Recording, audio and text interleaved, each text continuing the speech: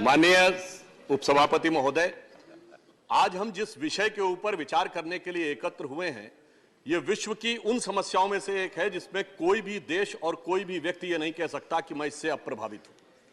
अनेक समस्याएं हो सकती हैं, कोई कह सकता है किसी देश पे आतंकवाद का प्रभाव नहीं है, कोई कह सकता है अमुक समस्या मेरी नहीं है, परंतु क्लाइमेट चेंज एक ऐसी समस्या है जिससे विश्व का हर देश और हर व्यक्ति एक समान रूप से प्रभावित है। और इसकी वजह से अगर हम एक बात कहें कि विगत 100 वर्षों में दुनिया ने साइंस एंड टेक्नोलॉजी में इतनी उन्नति की, किसी जमाने में सिर्फ मार्कोनी का सिग्नल गया था 1900 में पार, आज हम वर्ल्ड वाइड वेब पे बैठे हुए हैं, हम सैटेलाइट्स पे बैठे हुए हैं। इतना ही नहीं, सेलुलर माइक्रोबायोलॉजिकल रेवोल्यूशन हो गया, क्वांटम रेवोल्यूशन हो गया। कहा जाता है कि we are at the cusp of a glorious age in the documented history of mankind. परंतु दूसरी तरफ विगत 100 वर्षों में टेम्परेचर 1 डिग्री बढ़ा है और 5 सबसे गर्म वर्ष पिछले 30-35 वर्षों में रिकॉर्ड किए गए हैं। और इस प्रकार की आशंका है कि अगर हमने कुछ नहीं किया तो अगले 100-150 वर्षों में हो सकता है कि मनुष्य जाति के एग्जिस्टेंस पर ही क्वेश्चन मार्क लग जाए। It never happened in the documented history of the mankind. So we have to decide whether we are at the cusp of a glorious time or at the cusp of a precarious time. हम एक शानदार स्थिति की तरफ हैं या एक खौफनाक स्थिति की तरफ हैं। और इसी पर विचार करने के लिए दुनिया ने सबसे पहले, आप सबको याद होगा 1992 में रियो डी जेनेरो में अर्थ समिट हुई, फिर 1997 में क्वेटो, जो क्वेटो प्रोटोकॉल हम सब जानते हैं, 2009 में कोपेनहेगन हुआ, 2015 में COP21 पेरिस में, और अभी हाल के वर्षों में ग्लासगो, और अभी पिछले महीने ही कुछ दिन पूर्व ही माननीय मंत्री महोदय शर्म एल शेख में जो कार्य करके आए हैं, ये दर्शा रहा है कि पूरी दुनिया और भारत इस विषय को लेकर कितनी गंभीरता के साथ सजग है। परंतु जब हम विचार करते हैं कि समस्या इतनी बड़ी है तो उस पर विचार भी उतना गहन होना चाहिए। मैं स्मरण दिलाना चाहता हूं कि जब पेरिस में जलवायु का सम्मेलन हो रहा था, पूरी दुनिया के खिलाफ प्रधानमंत्री नरेंद्र मोदी जी ने दृढ़ता से स्टैंड लिया था। तमाम हमारे ऊपर आक्षेप लगे थे कि हम अलग थलग पड़ सकते हैं, परंतु पर्यावरण संतुलन के लिए विकसित देशों के ऊपर एक प्रभावी दबाव बनाने का कार्य भारत सरकार ने किया था। और मैं उसी नवंबर 2015 में मोदी जी का एक वक्तव्य उद्धृत करना चाहता हूं। उन्होंने कहा था, people and planet are inseparable and human wellbeing and the nature are indivisible. यानी हम नेचर से अपने को अलग रख के नहीं देख सकते। और आप सोचिए कि आज विज्ञान ने भी बात माना। सिर्फ 60-70 साल पहले अगर आप किसी से कहते कि दिल्ली में फैक्ट्री चल रही है और कनाडा में बर्फ पिघल रही है, तो कोई कहता कितने अनसाइंटिफिक हो, कितनी बेकार की बात कर रहे हो, हीट कंडक्शन के रूल नहीं जानते, कुछ मीटर हीट नहीं जा सकती, हजारों किलोमीटर कैसे जा सकती है। आज ग्रीन हाउस इफेक्ट ने प्रूव किया है कि नॉर्थ और साउथ पोल की बर्फ भी पिघल सकती है, because entire earth is a single cosmic unit. ये वही बात है जो मोदी जी ने कहा कि नेचर और ह्यूमन वेलबीइंग अलग नहीं हो सकती। अब आप देखिए कि जब से हमारी सरकार आई तो इस दिशा में छोटे स्टेप से लेकर क्रमशः उत्तरोत्तर बड़े स्टेप तक किस प्रकार का कार्य हुआ। याद करिए 15 अगस्त 2014 सबसे पहले जब प्रधानमंत्री जी ने उद्बोधन दिया था तो स्वच्छ भारत अभियान की बात कही थी, यह शुरुआत थी। याद करिए नो सिंगल यूज प्लास्टिक, यह अगला स्टेप था। नमामि गंगे, जब नमामि गंगे की बात हुई तो गंगा को पूरी तरीके से क्लीन करना, यह अगले स्टेप की तरफ था। और इतना ही नहीं, जो हमने लक्ष्य 2015 में निर्धारित किए थे उसके लिए भारत सरकार ने ग्रीन स्किल डेवलपमेंट प्रोग्राम बनाया, जिसमें कि वन क्षेत्र में रहने वाले लोगों को स्किल किया जा सके कि वो किस प्रकार से अपनी वन संपदा का वास्तविक संरक्षण कर सकते हैं, जिससे कि जो हमने नेशनल डिटरमाइंड कंट्रीब्यूशन पेरिस में तय किया था उस लक्ष्य को हम प्राप्त कर सकें। और अगला लक्ष्य था सस्टेनेबल डेवलपमेंट ग्रोथ, अर्थात एक ऐसा विकास का मॉडल इसमें प्रकृति के साथ हम तारतम्य बनाकर विकास कर सकें। और इसी के लिए नेशनल बायोडायवर्सिटी टारगेट भी तय किया गया, यानी एक बहुआयामी योजना के साथ इस क्लाइमेट चेंज या इकोलॉजिकल इंबैलेंस को ट्रीट करने के लिए आगे बढ़े। इतना ही नहीं, जब हम भारत को विकसित देश बनाना चाहते हैं तो ऊर्जा की आवश्यकता भी है, और अगर हम फॉसिल फ्यूल या कोल से ही ऊर्जा की आवश्यकता पूर्ति करते रहेंगे तो कैसी समस्याएं आ सकती थी।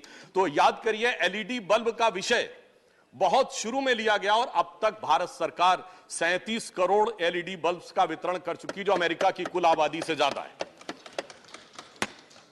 बहुत से ऐसे कार्य होते हैं सभापति महोदय, जो पूर्ववर्ती सरकारों ने भी सोचा होगा, नहीं कर पाए होंगे। जैसे सोलर एनर्जी में जितनी लंबी छलांग हमने मारी है, उन्होंने भी सोचा होगा, उतनी लंबी छलांग नहीं मार पाए।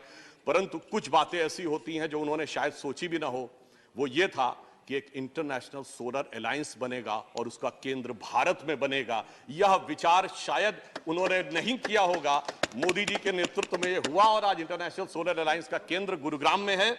और इसमें हमने अचीव क्या किया है कि इन वर्षों में हम सोलर सेल की कैपेसिटी में तीसरे नंबर के देश हो गए हैं और सौर ऊर्जा के द्वारा वाटर हीटिंग के प्रोसेस में दूसरे नंबर के देश हो गए हैं।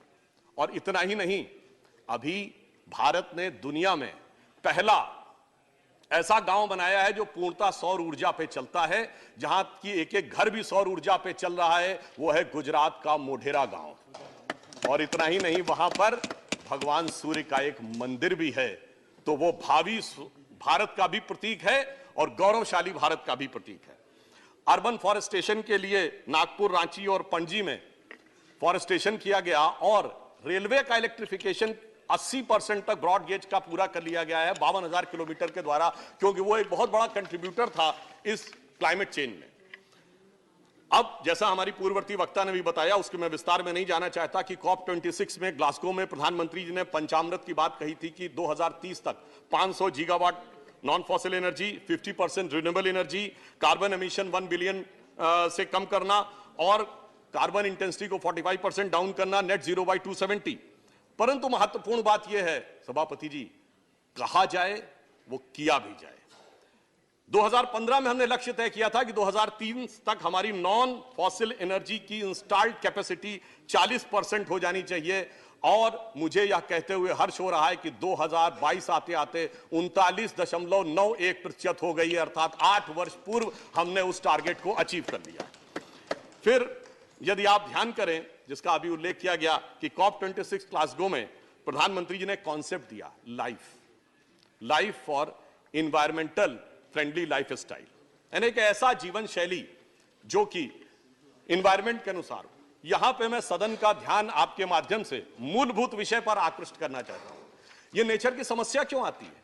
हम सब में शायद कुछ ने जरूर पढ़ा होगा, वेस्टर्न थियोलॉजी में नेचर नाम की किताब है रिटन बाय एरिस्टोटल, जिसमें क्या लिखते हैं वो, all the elements of the nature are for the service of the mankind. सब कुछ प्रकृति हमारी सेवा के लिए। और यही नहीं, उस फिलॉसफी में यह भी लिखा गया, man should become the possessors and masters of nature, चाहे फ्रांसिस बेकन या रेने डिकार्टे लिखते हो। इतना ही नहीं, यह लिखा गया, man should be able to subdue nature.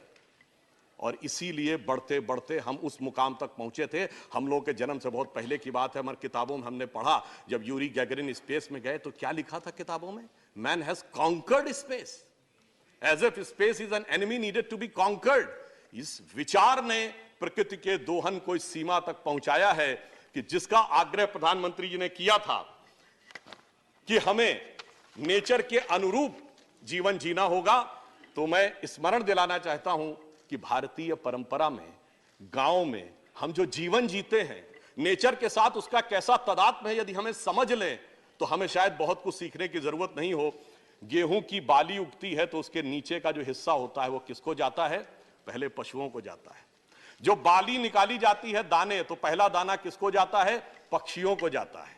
जब दाने से आटा बनता है तो पहला आटा किसको जाता है? चींटियों को जाता है। फिर गूंथा जाता है आटा रोटी बनाने के लिए तो मछली को जाता है। पहली रोटी गाय को जाती है और अंतिम रोटी कुत्ते को जाती है। इससे ज्यादा प्रकृति के साथ रहने का तरीका किसी को सीखने की जरूरत है।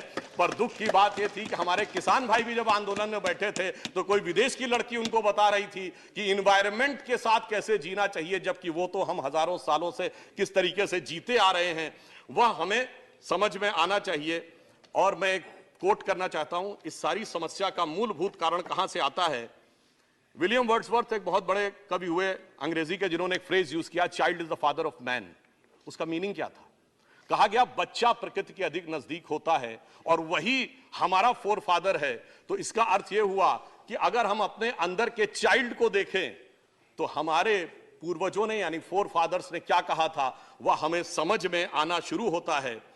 और हमारी सभ्यता तो वो है मान्यवर जहां पर की प्रार्थना भी क्या की जाती है, अंतरिक्ष शांति, पृथ्वी शांति, रौषधया शांति, रापः शांति, वनस्पति, औषधि, फूल, पत्ती, अंतरिक्ष सभी का कल्याण हो। परंतु अफसोस की बात यह है कि जब हम इस प्रकार के विचार के साथ आगे बढ़ रहे हैं तो उस टकराहट के कारण वह समस्या हो रही है। इसलिए मैं अधिक समय न लेते हुए सिर्फ यह कहना चाहूंगा कि जो मोदी जी ने कहा कि लाइफ स्टाइल एनवायरनमेंट के अनुरूप होनी चाहिए, आज यदि यह सीख कहीं से आ सकती है तो भारत से ही आ सकती है, भारत की परंपरा से आ सकती है। और आज हम दुनिया में कितनी भी ऊंचाई पर पहुंच गए हों, पर क्या हमने धरती और धरती की वेदना को देखा? तो यह मैं पंक्ति कहना चाहूंगा, आकाश नापने वालों तुम सच सच कह दो, क्या नाप सके हो तुम धरती की मौन व्यथा?